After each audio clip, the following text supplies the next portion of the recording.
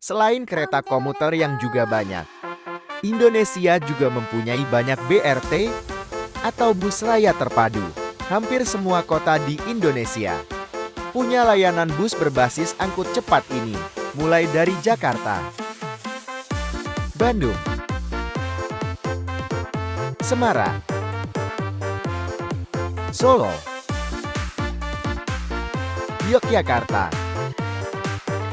Surabaya, Palembang, Makassar, Denpasar, hingga Jayapura. Dari situ akan timbul pertanyaan, mengapa BRT banyak sekali di Indonesia? Video singkat ini akan membahas alasan dan kekurangan BRT sebagai salah satu transportasi umum di perkotaan. Alasan pertama, karena cukup mudah membuat layanan bus ini. Cukup sediakan bus dengan kapasitas yang tidak terlalu besar dan harga murah. Alasan kedua, tidak perlu repot-repot membangun infrastruktur seperti jalur, karena cukup gunakan jalur yang sudah ada. Jalur bisa diberi pembatas atau tidak sama sekali. Begitu juga dengan pembangunan infrastruktur lainnya, berupa halte. Tidak perlu besar dan luas. Kecil saja sudah bisa, yang penting mampu menampung calon penumpang. Alasan ketiga, tidak perlu repot-repot membangun depo atau pool. Manfaatkan saja pool bus yang ada untuk kemudian dikonversi. Alasan keempat, pembangunan BRT. Tidak perlu campur tangan investor lokal atau asing untuk pendanaan sehingga murah. Meski demikian, ada beberapa kekurangan dari BRT di Indonesia ini. Kekurangan pertama adalah jalur. Konsep BRT adalah punya jalur khusus dengan dipasangi pembatas atau membuat jalur sendiri berupa jalur layang.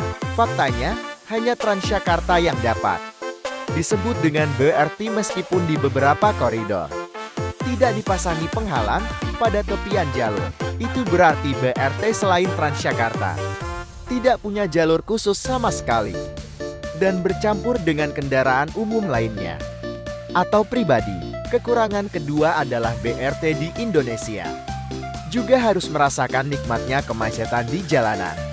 Seharusnya tidak sama sekali kalau memang bertip bus angkut cepat. Kekurangan ketiga, karena beroperasi di jalanan yang sama, BRT juga terkena imbas pengalihan rute akibat demonstrasi atau karena ada acara penting di suatu daerah. Kekurangan keempat, BRT karena berada di jalur yang sama dengan kendaraan lainnya juga rentan alami kecelakaan atau bahkan cekcok dengan pengendara lain. Kekurangan kelima, adanya BRT sering menimbulkan penolakan dari para sopir angkot yang merasa lahan uangnya diambil. Kekurangan keenam, tidak semua pemerintah daerah antusias menerapkan BRT di wilayahnya karena dianggap kurang menguntungkan.